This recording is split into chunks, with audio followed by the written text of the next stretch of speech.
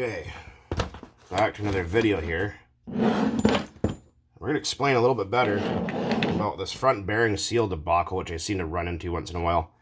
So, oh yeah, and here's a trick.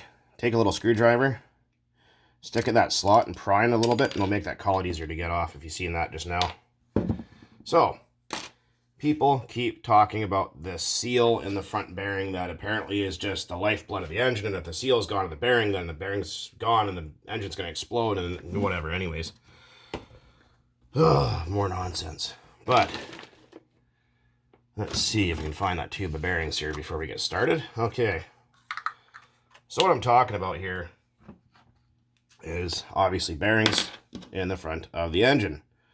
Some say that you need to leave both seals in the bearing to seal the engine, or only one. I've seen both, and some in cheaper engines, but most of the engines I see only have one. That's the front. And that's actually not a seal. That's actually a dust, what do you call it, a dust cap, or to keep the shit out of there anyways. So, people say, well, I just bought a brand new engine, and I've seen this is just freaking comical. So, see a guy going on about a brand new engine, and he plugs off the exhaust, plugs off the carburetor, puts a freaking hose on here, sticks his engine under the sink, and starts blowing to see bubbles coming out from here. Brand new engine. Well, brand new engine. The bearings are bad. So, do you think he honestly changed out those bearings, did the same test again to only get the same result as he did the first time? Because I can guarantee you he did. Egg on face has happened. That doesn't seal the engine the way you would think. Like in a two-stroke dirt bike per se, you have crankshaft bearing, right?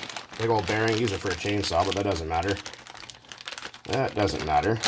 So you'd have this on your crankshaft. Crankshaft's in the center. This is sitting in the case. And you'll have a big fat double lip seal that'll press in here. It'll suck up against the crank and on the outside here, which will actually create an airtight seal in the bottom end so it will run properly. Because two strokes, if the bottom end is leaking, it won't run right, or at all. Or it'll start up and run away on you and scare the hell out of you, which is always quite funny to watch. So people keep saying, okay, well, if that seal doesn't work, like you said, how the hell is the engine staying sealed? Let me show you. This might shock you a little bit. Sometimes the old shock and awe technique is necessary. Okay, so that rubber seal, if it's so important, right there, that rubber lip seal, or it's not even a lip seal, it's just a dust shield, it's so important. How does that engine run without it? See, that's not a sealed bearing, that's just a metal shielded bearing right there. And it's not the only one that's like that. There's lots of them out there like that. Cheaper engines like that. Little tiny dust shield in there. So, you would say, well, the Bug 404, what the hell does that mean? Okay, well, let's look at this here for a second. And a lot of you guys have already seen this and just didn't notice it, or didn't know what it was for. Now, we're going to compare these two crankshafts here for a second, and you're going to notice there's a difference. Obviously, one's larger, one's out of a Traxxas, but that doesn't matter. So you can see, one has a groove right here, where my thumbnail is, which you guys like to comment on so much. Yeah, I grow them because they get split. If you don't like it, go fuck yourself. Anyways, you can see that groove. There we go, kind of. Yeah, you can see it there. So that groove also correlates with a groove and a notch inside the engine. But the Bug 404, what about that crankshaft? It doesn't have one. You're right, it doesn't. A 3.3 or 2.5, or many engines for that fact, will have that groove, but it'll be in the snout of the block. It won't be on the crank. So if you open up your 3.3 or most engines, and the crankshaft is smooth like that one, it's inside here. You'll see a groove and a little oil port or vacuum port. So, let's get back to what we're talking about here before I forgot what I was talking about. Anyways, so we're going to look in here, and we're going to see, might be able to see it. See where my screwdriver is pointing? There's like a little notch right there. You can just make it out right there. So what's that for? you might ask? Well, when we put our crankshaft in, that notch, see that slot right there? It goes right past, and when there's fuel hitting the crankshaft, obviously as the engine's running, there's going to be a little bit of a vacuum pulled in that area, and that little notch is going to suck the fuel and air, or the fuel and oil rather, or it's going to sit there, and the fuel is going to create a liquid seal right here. It's a fluid seal. So basically, the tolerance between here and the inside of the block, this is really worn out, it's all scraped up really bad, which can cause them to run funny sometimes, is going to create a seal. You might be able to even see it inside there. See that groove? Right there, you can just see it. Right inside there. So that groove and that groove create a seal, which might sound funny, but this engine right here, when it's running and it's tuned correctly, this front of this bearing is always dry. Always. Now, even on your sealed engines like this one, if the engine is tuned properly, this will always be dry. What causes these to leak isn't the bearing being bad, it's the fact that the engine is tuned too rich and the fuel air mixture has nowhere to go. Being a two-stroke, the bottom here is always full of fuel and oil. That will end up getting pushed through past the crankshaft, past the carburetor, and it'll end up being pushed out the front bearing. Also, if you after and oil your engine too much.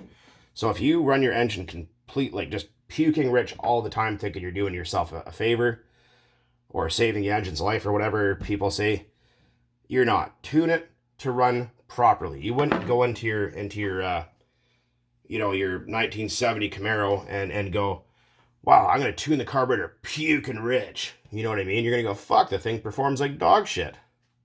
You want to tune that carburetor, that thing has beautiful throttle response, it's nice and clean, and it's running at its best. That's what you want to do here. Running too rich all the time will not allow the sleeve to expand, and it'll prematurely wear it out. Running too hot is also not good for them either. As long as you're over 200 Fahrenheit and under 300 Fahrenheit, and the engine's properly tuned and running its best, leave it. But a lot of people think or don't know about that groove there, and that's what that's for, is to create a liquid, I guess mechanical liquid seal. Maybe there's a better word for it. I'm not sure. I'm not a mechanical engineer. I'm just a guy that does weird shit in my kitchen. But there is other engines out there, and people say, well, that one has a dust shield. Well, what if I told you there's a lot of engines that run without a shield at all? That's pretty scary, isn't it? And this engine here, it's a diesel, but that doesn't matter. It's still a two-stroke. It's still in the same principle, although it has rear induction. If I have this engine performing like tuned, and this engine runs with, I think, what is it, 24% oil or something like that? It's a pretty messy. Diesels are smoky and oily. They're pretty awesome, but this engine's also like 45 years old. But if I have this engine tuned and it's just singing like an angel, this area in front here is practically dry. There's hardly anything there ever. Now, if I back the compression off and have it puking rich to a point where it's just black and, black sooty exhaust and it's puking oil everywhere, it'll start to leak from here. It will start weeping in the front. And like I said, these engines run at what? I think this one runs at 18,000 RPM continuously at wide open, and that area is almost dry. Now, there is also old RC car engines. Some of the old Soviet ones, and even some of the old Italian ones actually ran with an open bearing like that in the front. But then they realized that they needed to cap that off to keep dust from getting in there, to keep that bearing from skidding and seizing and destroying itself. Now, here's another design that you guys might find interesting. Some of you guys, young fellers in here, might not have ever even seen an engine like this before, and you probably never will again. This is also a diesel, but that doesn't matter. It's the same two-stroke design. But this is what's called a plain bearing engine. There's no bearings in here at all. There's a big bronze bushing in here instead. And it still has that.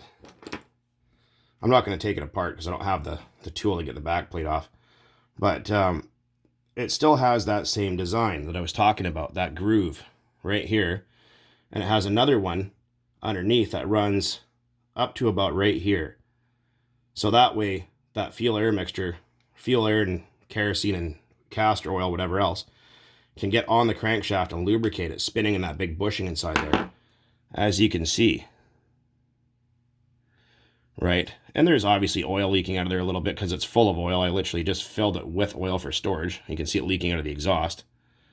But this engine's the same way. If I have it tuned and running perfectly, this in the front here is almost completely dry.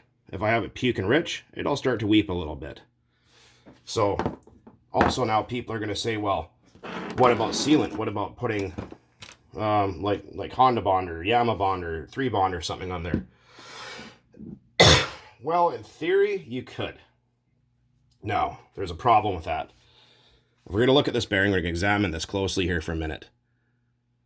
So you could put, in theory, I have seen this done, is people will take and clean this area up and they'll put a thin bead all the way around this area between that lip and the bearing race right here.